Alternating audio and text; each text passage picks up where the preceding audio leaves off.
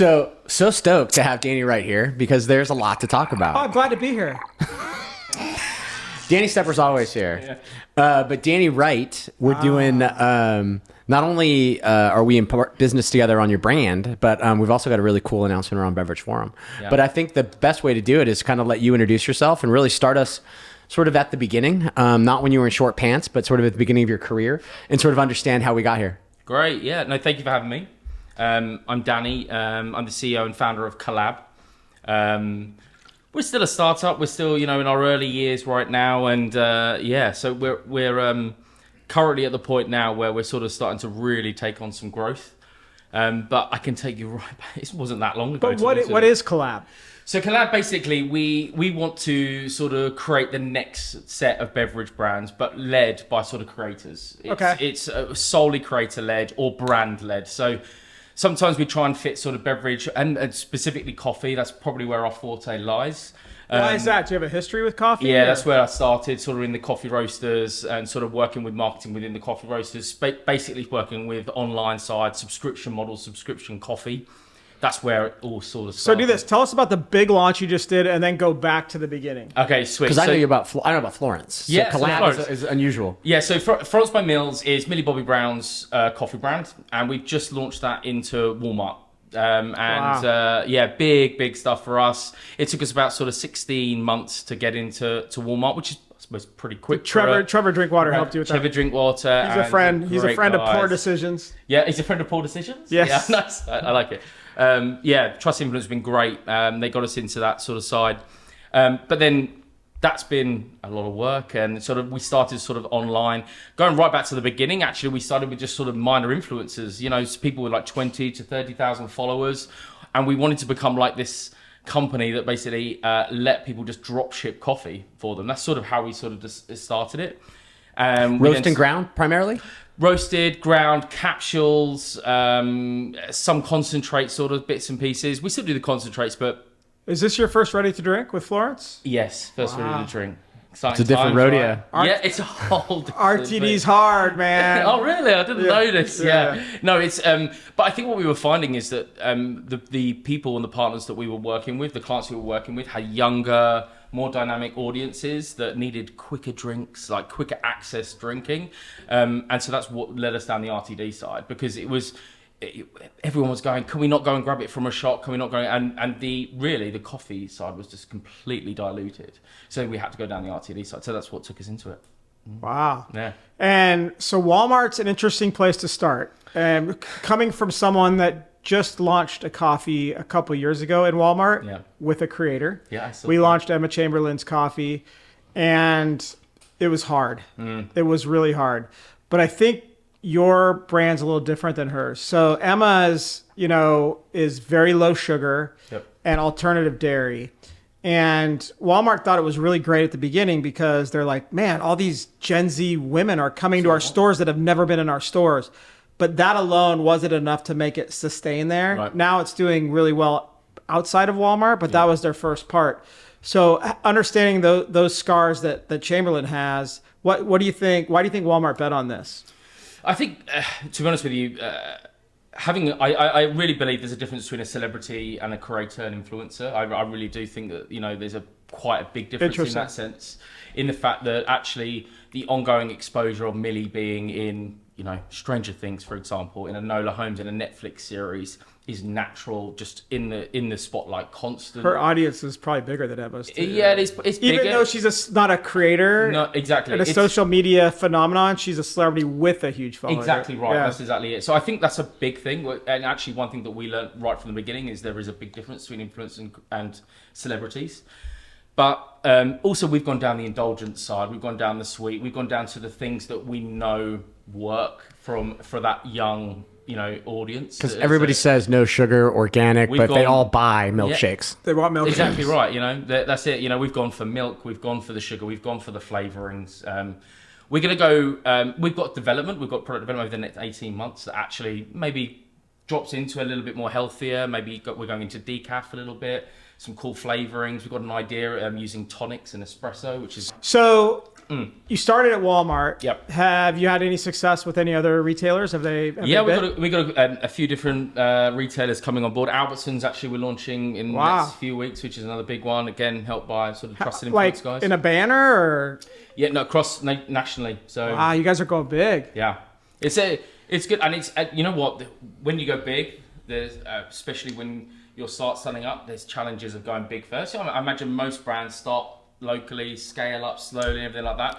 When you go big, it comes with the challenge. Well, we have a celebrity though. You got a big microphone, so it's difficult to say I'm in 50 stores in South Florida. Yeah, go buy some, and she's talking to a global audience. We have the rule to never go too big too fast, so we always break it. We always regret it, by the way. But the question is like the real challenge is you're building out Walmart's 4,000 stores across 50 states. Albertsons is probably 30 states, almost 2,000 stores. How do you build a route to market at the same time you're going so big? Yeah, I think that's one of our hardest challenges that we're coming across, and for a startup and I call us a startup, but we're running pretty quickly. But that's our biggest hurdle at the moment, wondering how we actually get to the point of making this a national brand and recognizable, but so people go into those stores and purchase it is one of the hardest things. I think partnerships is a big thing that we're sort of starting to work out. We're actually got a partnership with Keurig that we're launching in August. Wow. So Keurig, we're doing K-Cups, so 2 different things, and a brewer with them. Very cool. So that's coming up in August as well. And then this is more of a personal question maybe, but have you ever done business in the US before? This is a whole new thing. And you know what? What I love about the Americans is that I'm known in the UK for like being this guy that just has to do everything, shoots everything, goes everything to a super speed. I feel like the Americans are with me on that side of things. Like in the UK, they're a bit slower. You know, things are a bit more slow and methodical. But stiff upper lip. Yeah, exactly. That's it. Yeah. Well, see, that's what's funny to me is Danny and I have done business. Danny Stepper and I have done business in Canada before, and you go up there and they start mentioning these customers, and it's like, well, I don't know who these people are. If you say it's a big deal, I guess. Like, there's just so many banners that you're not familiar with, and just local business customs. Like, this business is hard enough. Yeah, that's it. You're going for it. I mean, that's the thing is, I mean, we've done US e-commerce. That's my background. Is we've done e-commerce, so we know how to sort of sell online, but the retail space as a whole. And Florence by Mills, is it on shelves in the UK? It is. It's basically into a load of sort of local stores at the moment, but I can't talk about. But there is a supermarket launch coming very soon. Got a big one coming. Amazing. Yeah, exactly that. Yeah. Into some of Europe as well. So Millie's got huge fan base in France, Spain, Portugal. So it's quite helpful to have those. So I have a question for Europe. We're just getting started in Europe ourselves, but you need to use different labels for the UK, Spain, everywhere, right? Different languages. You can put anything in a can in this country. That's crazy, right? Europe. Yeah, that's it. No, everything has to be checked.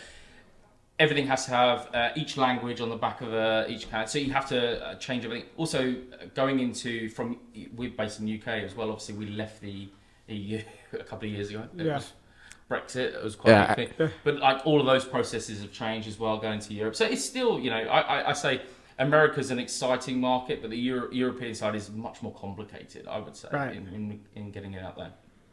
Cool. And how involved was she in the creation of the product? And she's always involved. In fact, like with creation of the product, so we sent her loads of samples. She tasted literally every single one of them. So she picked all her blends that she does. Everything that we do in regards to, she's coming up with new creative ideas to market the product. Every time we do a shoot, I tell you, we have this full creative plan, and then she becomes the director. This is how I want it. This is how I want to do it. This is how I want to make a bit more fun. We just did a shoot in Walmart a couple of weeks ago, and just her comic timing. Where'd you do it? Here in LA, or no? We did it actually in New York. Okay. She was doing some other filming around there, so it was there. But just her comic timing of everything. How so smooth it. She's been doing this since she's a kid, so she was great. No, it's funny. Like we are in business with a lot of celebrities, and people always ask me, "What's it like?" And I always say, like, there's a reason why they're celebrities. Like they are special, unique, and different. Talented. Like, they just think differently, and it's really wild. Well, look, I think you're making a big announcement at Beverage Forum this week, which this will come out after, so maybe we could talk about it. But you're launching another coffee with another celebrity. Yep. Before we tell the audience what it is that hard? Like, will Millie Bobby Brown feel like you're cheating on her with this new? It's actually one thing that we always have to discuss. You know, we get people come to us all the time. How do we not cannibalize our other brands by bringing in new creators, new celebs, new brands? So we actually strategize with like certain genres. You know, maybe we want to go into gaming. Maybe we want to go into this, or maybe we want this age demographic of audience. Yeah, these are two different age demographics for sure. Just a little bit, yeah. So tell Dino in the audience. I don't think I've told Dino yet. We haven't heard about it already. Yeah. Yeah. So we're launching with Dolly Parton, a Cup of Ambition coffee, and she's gonna do a video for us and announce it. You almost got to say that again. It's like shout out Dolly Parton. Like you're talking about someone who's been famous for 60 years. Yeah. Yeah, and that's, you know, a new thing for us as well. Like I was talking to you earlier, a little bit earlier on, is for us it's all about social engagement, how many comments she's getting, you know, how many click-through rates she's going. And I was like, this isn't working like we normally do. But actually the name of Dolly Parton in the retail world is huge. Everyone was talking to it. Yeah, we know Dolly, you know, we know this. 100% awareness probably. It's crazy. Like even for the young people. Well, especially like middle America and down south. Like she's still an icon. Like she's the only celebrity I can think of that has a theme park. Yeah, right. And you know what? That's the other thing as well, is her management team are doing absolute great things where they're now still expanding her sort of brand, and there's options for the coffee and the drinks to be sold into those certain areas. What is it? RTD or is it? We're still sort of developing it, but we know it's definitely going to be sort of beans and ground to begin with. But we are looking at an RTD as well. Exciting, man! And you're going to announce it on the big stage at Beverage Forum. Yeah, that's it. It's so cool too because it's like such Americana, like everything from country music to just her icon status. Like it's so Americana. How'd the guy from UK do the Dolly Parton deal? How'd that happen? Hey, they came to us, man. Oh, that's it. You know, that's the thing, right? Is that I think what we're trying to offer is like a one-stop package. Like I imagine you guys see, you know, let them do the celebrity bit, let them drive the business. We want to do everything operationally, the marketing side. Do you have some background in coffee? Is that why? Yeah, so that's sort of where we sort of came from. So myself and my partners, my founding partners, sort of literally started from a coffee roaster, actually from the bean side of things, a really local roaster, to be honest with you. And we just had to build it up into this sort of national subscription coffee brand. And then we basically, COVID hit and we were like, well, the whole restaurant scene's gone from coffee. We need to find new ideas. We explored licensing and we started doing some sort of mini licensing bits, some influencer bits, and that's sort of where the idea came from. So how is Collab structured? Does Collab own all the equity that you guys have, like in Mills or Florence, excuse me? Is that owned by Collab, or is that like a separate company, or how does it work? Yeah, so no, Collab at the moment actually licenses all the deals. We actually started doing JVs to begin with, and then it was just, you know, there's a lot of risk to it. There was a lot of problems where we were finding that people would go into the JVs, realize actually they needed to put more work in than they needed to, and then they go, nearly swore then, but nearly, and then they go away basically. So what we tried to do is start to structure it so that basically there's some sort of stepping stones to actually forming. So Collab buys a license? Yep, we buy the license. And then you set up a company. We set up the company for that, and then basically after 2 to 3 years, we have the option of going into a JV at that point. So based on performance, if we all agree as a parties that this is worth, you know, selling or worth going into a JV, then interesting. Yeah, it's a good model because it just completely removes that risk. It removes that sort of timings at the beginning, that, you know, those legal back and forth, the setting up of loads of different companies. You just literally contract it from a licensing point of view, but with knowing that you can go into sort of an entity. Yeah. So then she's, you know, global celebrity and got so many projects. I don't assume she's running the business day to day. You're running the business day to day. Yes. Yeah, that's it. So we... and other businesses too, or just that one? So her Florence by Mills stuff? Yeah. So basically her brand is Florence by Mills, and she has lots of different licensing partners underneath it. So she has a beauty partner. She has a fashion partner. She also has a sort of clothing...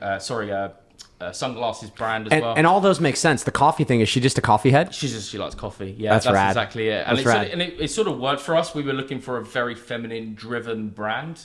So we knew that there was a real gap in the market with it, and it sort of all tied in together when we were sort of going for it. The packaging is really well executed. Thank you. It's beautiful. It is very feminine. Exactly right. Yeah, that's it. And that's I think Forbes just actually sort of put a piece on us on how it was like a forward-thinking, creative brand design.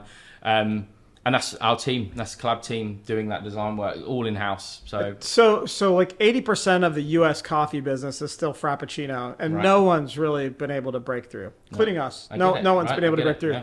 So what is like one of the reasons I think is what Dino said. Everybody wants a milkshake, but also women are calorie sensitive as well. So do you have like a lower caloric profile than Frappuccino, like a little bit less sugar? Is that a little bit better for you? Yeah, exactly right. We're sort of sitting that middle ground where we've got lower calories, so it's 130 calories in the cans. That's really good. The most, but it's still got that sweeter taste. That's like half of Frappuccino. Yeah, it doesn't taste like that.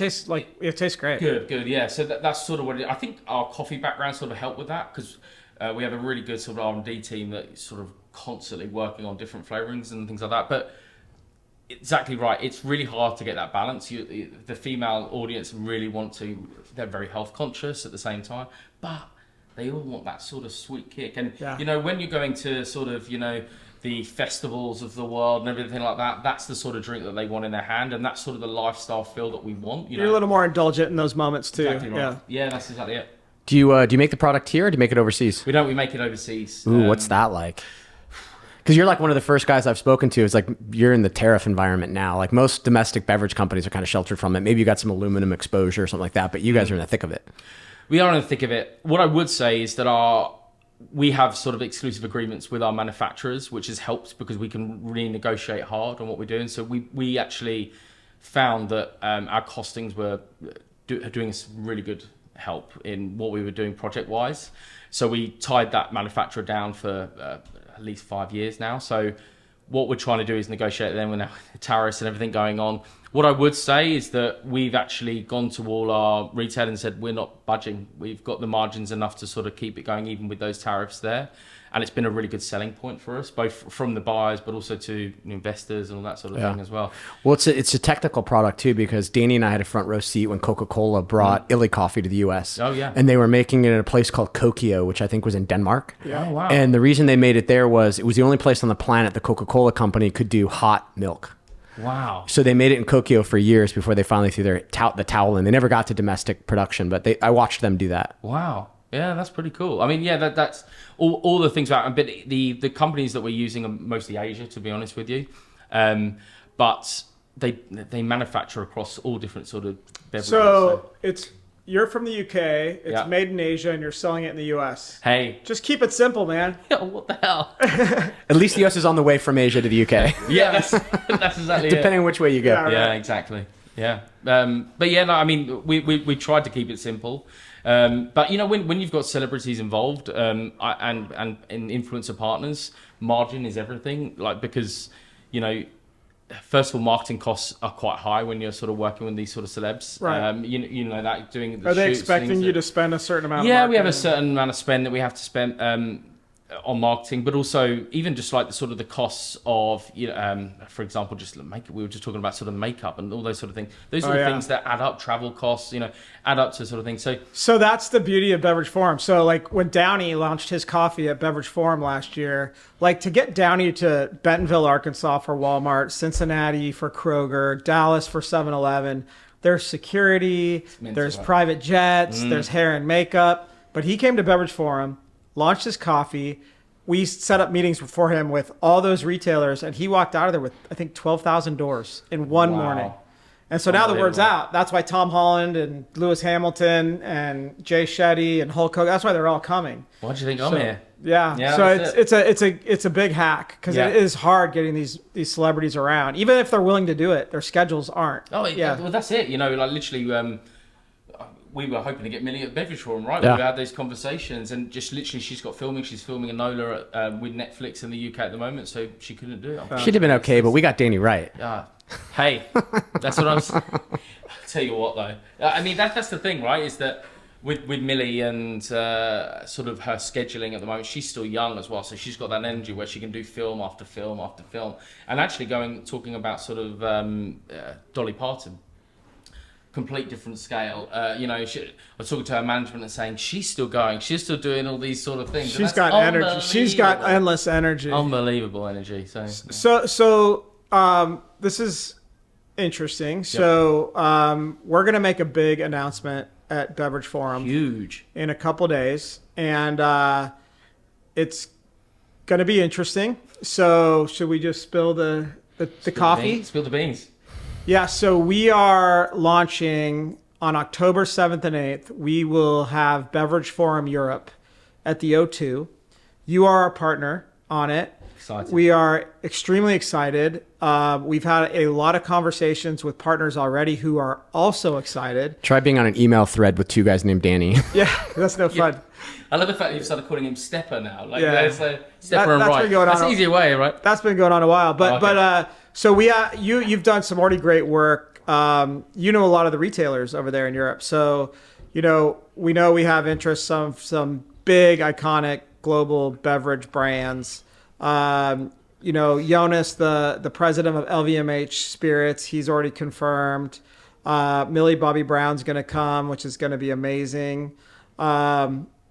From a retailer perspective, who do you think we might get? I think we can get most of the UK retailers, to be honest with you, just who we're sort of talking to and the excitement of the event. I think you guys have done such a good job in the last couple of years of building out the brand and what the Beverage Forum means, that actually it's making it really easy for me to go to these retailers and go, look what it's doing over there power-wise. And then obviously adding those names. But I think, we're talking to people like Tesco's, Morrison's, Waitrose, Carrefour, going into France as well. So awesome. So, yeah, I think we're going to have a huge amount of retailers. I mean, from a UK and Europe perspective, there's some guys that you might know. The Sidemen is one of our brands, the Sides Coffee that we've launched over there.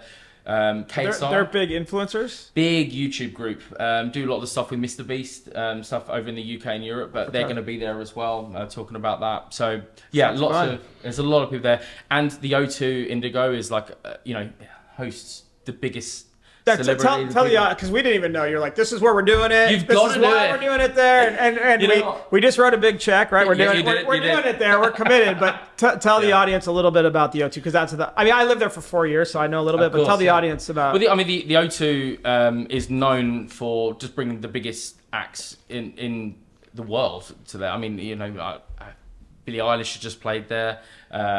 Sabrina Carpenter's just played there. So we're in a sort of, it's called the O2 Indigo, which is a space, it holds up to 1,800 people. And it's more of an enclosed stage space, but it's beautiful. It's perfectly set up for everything that you can see in the sort of US version of the Beverage Forum is going to be flipped over to the UK, and there's so much there. It's honestly, I can't wait. You guys are coming over in a couple of weeks to see it, and I can't wait to show you around it. So we should splice some footage when we're over there into this podcast. I was thinking the same thing. We need the Florence can, right? We need a couple things. Yeah, sweet. Sounds good. Yeah, but I think you're gonna love the space. And look, it's well known over here, like what's going on. I can't see it not doing well over there, to be honest with you. Yeah. With everything we've got. I mean, what we found with the Beverage Forum, like when we decided to buy it, we had no idea like if it was going to be just a big flop really? we're not party planners, so we had no idea. Yeah.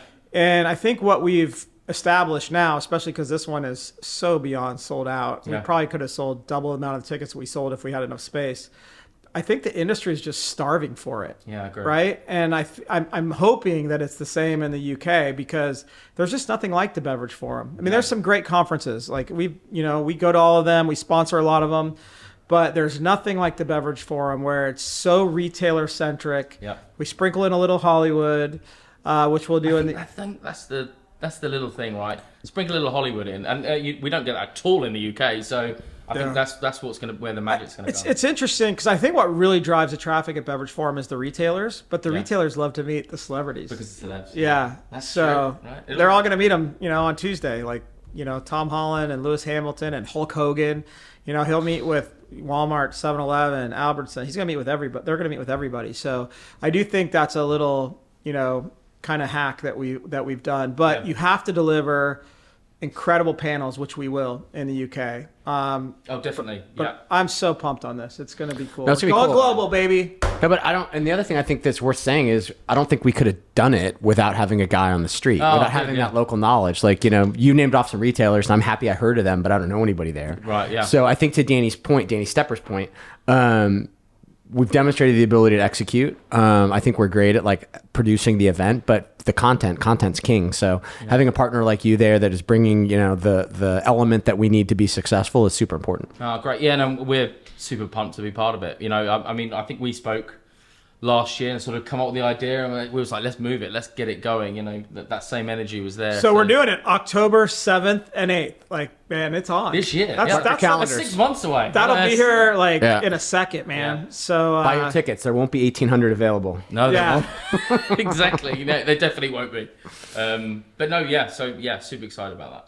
That's awesome. Well, I'm so excited about Beverage Forum in a week. I'm eager to see people take the product and have you around town for the next 2 weeks. Yeah, we'll have Florence product there, and you're going to announce Dolly Parton's brand, and then we're going to announce together Beverage Forum Europe. Yeah. Thanks for coming by, man. Thank you so much for having me. Thanks, All right. Danny's. Take Thanks, care. guys. Thanks, Danny.